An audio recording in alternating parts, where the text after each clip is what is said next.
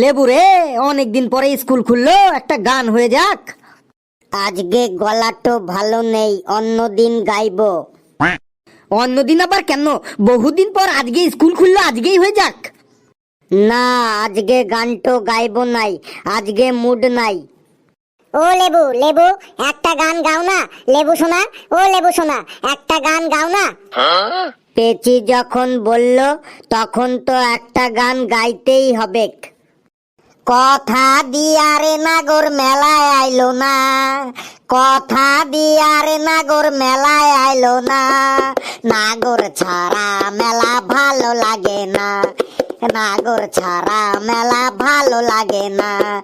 কথা দিয়ারে নাগর মেলায় আইলো না, কথা দিয়ারে নাগর মেলায় আইলো না, নাগর ছাড়া মেলা ভালো লাগে না, নাগর ছাড়া মেলা ভালো লাগে না।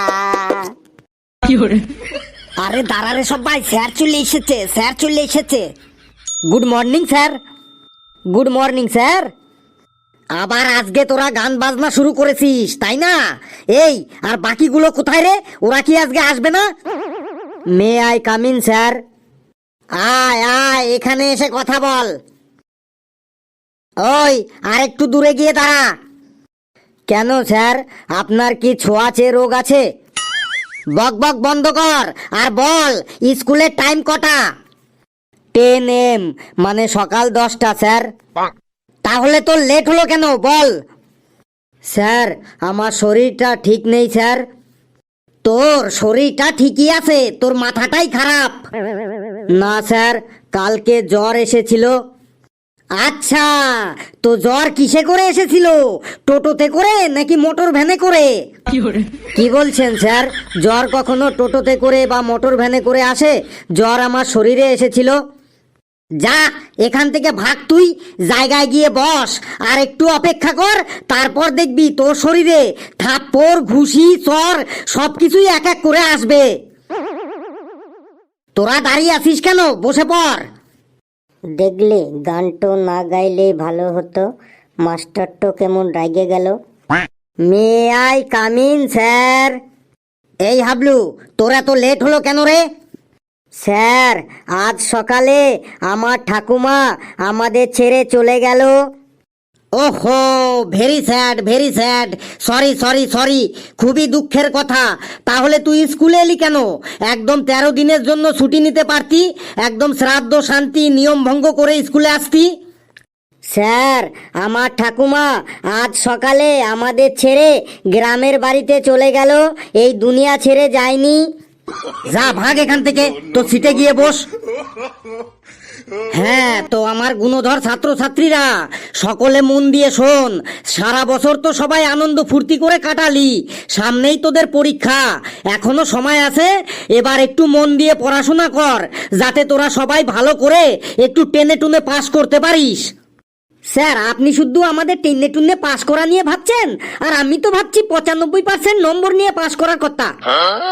বাবা রে, 95% মার্কস নিয়ে পাস করা তো তোদের দূরের কথা, তোরা অল সাবজেক্ট মিলে 95 পাবি কিনা সেটা নিয়ে ভাব আগে। 95 নম্বর তো স্যার আমার বাঁ হাতের খেল। এই বছর আমাকে 95% মার্কস পেতেই হবে। বাবা বলেছে 95% মার্কস পেলে আমাকে একটা ব্যাটারির সাইকেল কিনে দেবে। আমি ব্যাটারিওয়ালা সাইকেলের কথা ভাবছি স্যার। 95% নম্বর পাওয়ার কথা ভাবছিস? তাও আবার তুই তুই কি দিবা স্বপ্ন দেখছিস? জানিস 95% নম্বর পেতে গেলে কত ঘন্টা পড়াশোনা করতে হয়? কমসে কম 22 থেকে 24 ঘন্টা পড়াশোনা করতে হয়, যেটা তোর পক্ষে একদম অসম্ভব ব্যাপার। স্যার, আমাদেরও আপনি চেনেন না, আমরা পড়াশোনা করে করে একদম বইয়ের পাতা ছিঁড়ে ফেলবো, এমন পড়া পড়বো, পড়ে পড়ে একদম স্কুলের দেওয়াল ভেঙে ফেলবো, পড়ে পড়ে একদম ধোঁয়া উড়িয়ে দেবো, ধোঁয়া। স্যার, আমরা চান দান হাগামুতা বাদ দিয়ে শুধু পড়েই যাব পড়েই যাব। 95% নম্বর পাওয়া আমাদের কাছে একদম জল ভাত। 95% নম্বর পাওয়াটো কোনো ব্যাপারই না। 365 দিন পড়াশোনা করে যদি না হয়, তাহলে আরো 1 সপ্তাহ বেশি গেদে পড়াশোনা করব, তাও 95% নম্বরটো পেতেই হবে। আমি জানি যে পড়ে পড়ে তোরা কত দেওয়াল ভাঙবি আর কত গেদে পড়াশোনা করবি। তোদের একদম আমি হারে হারে চিনি। এখনই যদি আমি জিজ্ঞেস করি বাংলা বইয়ের প্রথম চ্যাপ্টারটা কি আছে, তাই তোরা বলতে পারবি না। স্যার, এটা আবার কোনো কোশ্চেন হলো? বাংলা বইয়ের প্রথম চ্যাপ্টারটা কি আছে? এই কোশ্চেনটা কোনোদিনও পরীক্ষায় এসেছে নাকি আগামী দিনে কখনো আসতে পারে? আপনিই বলুন। স্যার, ঘেট্টু ঠিকই বলেছে।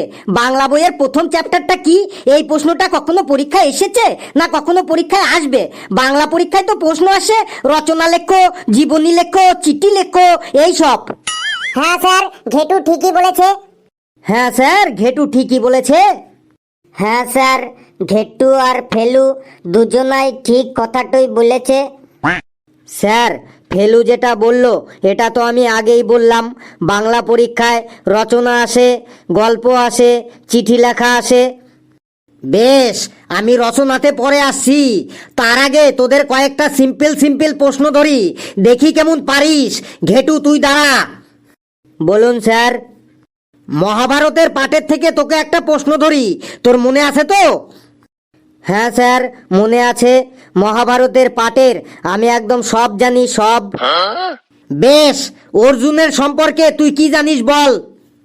Sir sir Arjun, sir Arjun, sir মানে স্যার অর্জুন, স্যার অর্জুন। এই মাত্রই তুই কনফিডেন্সের সাথে বললি তুই সব জানিস, তাহলে এখন তোতলামি করছিস কেন? অর্জুন অর্জুন অর্জুন, হ্যাঁ আমি অর্জুনের সম্পর্কেই জিজ্ঞাসা করছি।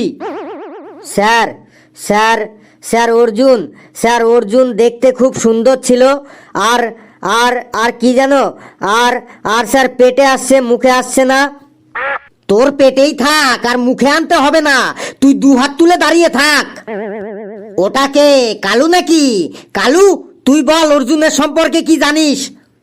স্যার স্যার আমারও পেটে আসছে, মুখে আসছে না। বুঝেছি, তুইও ওই একই দলের হয়ে গেছিস। এক কাজ কর, তোর পেটে একটু চাপ দে, দেখ ঠিক মুখে চলে আসবে। ওই ওই ইয়া ইয়া ইয়া ইয়া। কি ইয়া ইয়া করছিস? স্যার আমি পেটে চাপ দিচ্ছি জোরে জোরে। স্যার স্যার চলে এসেছে, স্যার মুখে চলে এসেছে। বেশ, মুখে যখন চলে এসেছে তাহলে বল অর্জুনের সম্পর্কে তুই কি জানিস? স্যার অর্জুন হলো একজন ভালো মানুষ। ওনার পুরো নাম আল্লু অর্জুন। ওনার পুষ্পা ফিল্মটা খুব ভালো চলেছে। ওনার একটি ডায়লগ আমাকে খুবই প্রভাবিত করেছে, मैं झुकेगा नहीं साला। এই তুই কি বকবক করছিস? এই সব আমি ক্লাসে পড়াই। তোকে মনে হয় কি পিটিয়ে পিটিয়ে একদম ময়দা বানিয়ে ফেলি? আমাকে আর রাগাস না। তুই এক কাজ কর, তোর দু হাত তুলে একদম বেঞ্চের উপর দাঁড়িয়ে থাক। এই লেবু, তুই দাঁড়া। তুই বল মানুষের দাঁতের রং কেমন? স্যার মানুষের দাঁতের রং হলুদ হয় বটে। একদম ভুল অ্যান্সার। মানুষের দাঁতের রং সাদা হয়। তোর দাঁতের রং কেমন? স্যার আমার দাঁতের রং তো সাদা, কিন্তু আপনার দাঁতের রং তো হলুদ বটে। তুই চুপচাপ থাক, না হলে কিন্তু পরীক্ষার আগেই তোকে ফেল করিয়ে দেবো। তুইও দু হাত তুলে বেঞ্চের উপরে দাঁড়া। স্যার আমি বসবো? আমার পাটা কেমন যেন টনটন করছে। করুক তোর পা টনটন, আমি তোকে বসতে দেবো না। প্লিজ স্যার, না বসলে আমার একটু পরেই আবার মাথাটা ঝনঝন করতে শুরু করবে। প্লিজ স্যার, বসবো? বেশ, তোকে একটা প্রশ্ন করছি, যদি বলতে পারিস তাহলে বসতে পারবি। করুন স্যার, কি প্রশ্ন করবেন তাড়াতাড়ি করুন। বল, নারঙ্গজেব ভারতে কবে এসেছিলেন আর কোথায় এসেছিলেন? ফেলুরে, স্যার আবার এটা কি জিজ্ঞেস করছে? নারঙ্গজেব কে? এই নাম তো আমি আগে কখনো শুনিনি। স্যার যেহেতু জিজ্ঞাসা করেছে, তাহলে নিশ্চয়ই নারঙ্গজেব বলে কেউ ছিল। আমি জানি না, তুই বল। স্যার নারঙ্গজেব কবে এসেছিল আমি জানি না, আর যদি এসেও থাকে তখন আমি ছিলাম না। তার মানে তুই জানিস না? দাঁড়িয়ে থাক, তুই হাত তুলেই দাঁড়িয়ে থাক। পেশি, তুই বল নারঙ্গজেব কবে এসেছিল আর কোথায় এসেছিল? স্যার আমি কখনো মিথ্যা বলি না। আমি 20 দিন স্কুলে আসিনি, মামার বাড়ি বেড়াতে গেছিলাম, তখন হয়তো এসেছিল। আর আমি আসার আগেই হয়তো সে বাড়ি চলে গেছে, তাই আমার সাথে দেখা হয়নি। সত্যি বলছি স্যার, আমি দেখিনি। বাপরে বাপ, তোরা তো শুধু এক একটা যন্ত্র না, তোরা এক একটা গুপি যন্ত্র। স্যার আমার মনে হয় নারঙ্গজেব ইংরেজদের সময় এসেছিল। আরে অকম্মার দল, নারঙ্গজেব বলে কেউ ছিলই না। আমি তোদের কনফিডেন্স লেভেল দেখার জন্য ভুল কোশ্চেন করেছিলাম, দেখলাম কে কি অ্যান্সার দিস। তোরা এটাও জানিস না যে নারঙ্গজেব বলে কেউ ছিলই না। স্যার তাহলে আমাদের ভুল কোশ্চেন কেন জিজ্ঞাসা করলেন? স্যার আমাদের সাথে এইটো কি করলেন আপনি? আপনি যদি ভুল কোশ্চেন জিজ্ঞাসা করেন তাহলে আমরা উত্তর দেব কোথা থেকে স্যার? লেবু, তুই বেশি পাকামি করিস না। আমি তো বললামই ভুল কোশ্চেন জিজ্ঞাসা করে আমি তোদের কনফিডেন্স লেভেল দেখছিলাম। স্যার চিঠি রচনা এইসব ধরুন স্যার। বেশ, তোরা যখন এতই চিঠি রচনা জানিস তাহলে ওখান থেকেই প্রশ্ন ধরি।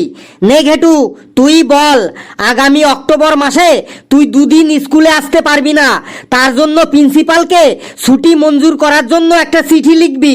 তুই কি লিখবি বল? স্যার এ তো একদম সহজ sir. To the principal, Badampara junior school মহাশয়, আমার বিনীত নিবেদন এই যে আমি ঘটিন্দর কুলচাটে ওরফে ঘেটু আমার দিদির দেওরের বিবাহ উপলক্ষে আগামী 5 ও 6 অক্টোবর স্কুলে উপস্থিত থাকিতে পারিব না। তাই আপনার কাছে মাথা নষ্ট করিয়া করজোরে আবেদন করিতেছি, ওই 2 দিন আমার ছুটি মঞ্জুর করিয়া দিবেন।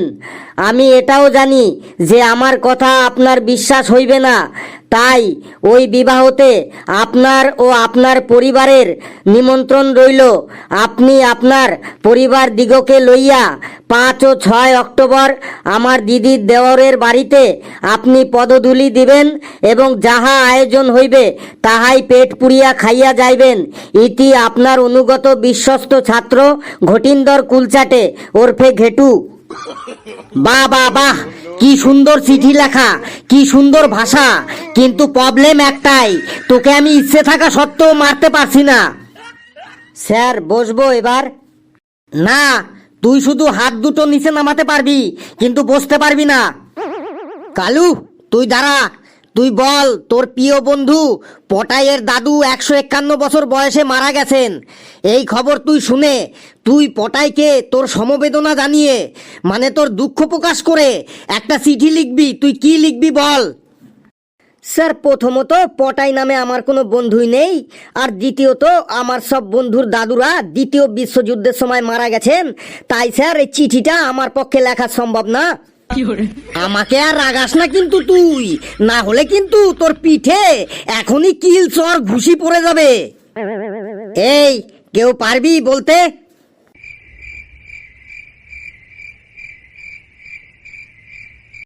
কি ব্যাপার, সবাই যে চুপ করে আছিস, চিঠিটা কেউ বলতে পারবি না? স্যার আমি বলবো? তুই তো আবার সেই উল্টো পাল্টা নিজে নিজে বানিয়ে কুনিয়ে বলা শুরু করবি। বেশ, কেউ যখন বলতে পারছে না তখন তুই বল, খারাপ লাগলেও নিরুপায় হয়ে আমার শুনতে হবে। স্যার প্রশ্নটা আরেকবার বলুন, কি চিঠি লিখবো? ওই দেখ, তুই প্রশ্নটাই মন দিয়ে শুনিসনি, মন দিয়ে শোন। ধর তোর প্রিয় বন্ধু পটাইয়ের দাদু 151 বছর বয়সে মারা গেছেন। এই খবর শুনে তুই পটাইকে তোর সমবেদনা জানিয়ে মানে তোর দুঃখ প্রকাশ করে একটা চিঠি লিখবি। তুই কি লিখবি বল? স্যার বলছি স্যার, প্রিয় বন্ধু পটাই, গতকাল তোর চিঠি পেয়েছি। তোর চিঠির খামটা খুললেই আমার একদম গায়ের লোম দাঁড়িয়ে গেছে, মাথার চুল খাড়া হয়ে গেছে, চোখটা লাল হয়ে গেছে, আমার হাতের তালু আর পায়ের তলা থেকে একদম ঘেমে টপ টপ করে জল ঝরতে শুরু করেছে। তোর দাদু এই পৃথিবীতে আর নেই, এটা ভাবতেই আমার যেন দাঁতটা খিচুনি ধরে যাচ্ছে। এত অকালে এত অল্প বয়সে তোর দাদু আমাদের ছেড়ে চলে যাবে কোনো দিনও ভাবতে পারিনি। এটা বিশ্বাস করতেই যেন আমার পেটের নাড়ি একদম শুকিয়ে যাচ্ছে। কি সব বলছিস? 151 বছর বয়সে মৃত্যু হয়েছে, এটা আবার অকাল মৃত্যু হলো কি করে? স্যার 151 বছর বয়স এই 5G জামানায় এটা আবার কোনো বয়স হইল? শুধু 51 বছর বাঁচতেই এখন মানুষের কাল ঘাম ছুটে যায়, আর উনি তো 151 বছর বেঁচেছে। স্যার বন্ধুটা কার আর চিঠিটা কে লিখছে? বন্ধু তোর, আর চিঠিটা তুই লিখছিস। তাহলে আপনি শুধু শুনে যান। প্রিয় পটাই, তোর দাদু মানে আমারও দাদু। তোর মনে আছে করোনার সময় আমি যখন তোদের বাড়ি গিয়েছিলাম, তখন দেখতাম করোনার ভয়ে দাদু ঘরের মধ্যে সব সময় মুখে চটের বস্তা বেঁধে থাকতো, আর প্রতি 10 মিনিট অন্তর অন্তর সাবান দিয়ে হাত ধুয়ে হাতে স্যানিটাইজার লাগাতো।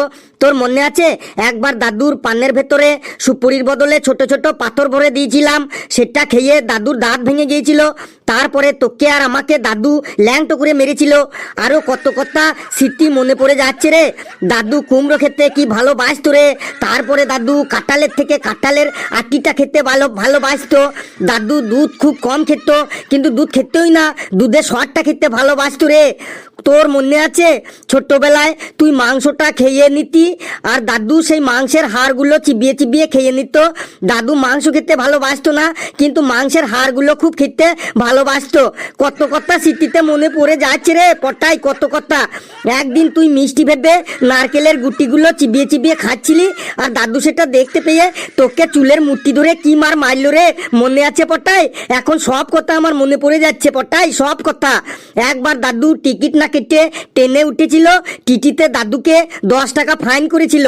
তারপর থেকে দাদু আর ট্রেনে চাপতো না। কোথাও যেতে হলে টিকিট কেটে লাইন ধরে হেঁটে হেঁটে চলে যেত, তাও টিটির ভয়ে ট্রেনে উঠতো না। আরো কত স্মৃতি, কত কথা মনে পড়ে যাচ্ছে রে পটাই, কিন্তু সেই দাদু আর নেই, আমাদের মধ্যে আর নেই, এটা ভাবতেই পারছি না পটাই। এই এই তুই থাম এবার। তোর কাহিনী তোর কাছেই রাখ, তোর আর বলতে হবে না। আর একটু হলেই কিন্তু আমি একদম অজ্ঞান হয়ে যাব। তোরা সবাই বস, আমি এখন আসি। বন্ধুরা, ভিডিওটি কেমন লাগলো আপনারা কমেন্টসে জানাবেন, আর ভিডিওটি লাইক করবেন, যত পারেন শেয়ার করবেন, আর চ্যানেলটিকে সাবস্ক্রাইব করে আমাদের সাথেই থাকবেন। হাসতে থাকুন, সুস্থ থাকুন, যত বেশি হাসবেন তত বেশি সুস্থ থাকবেন, আর সকলে সুস্থভাবে 151 বছরের বেশি বাঁচবেন।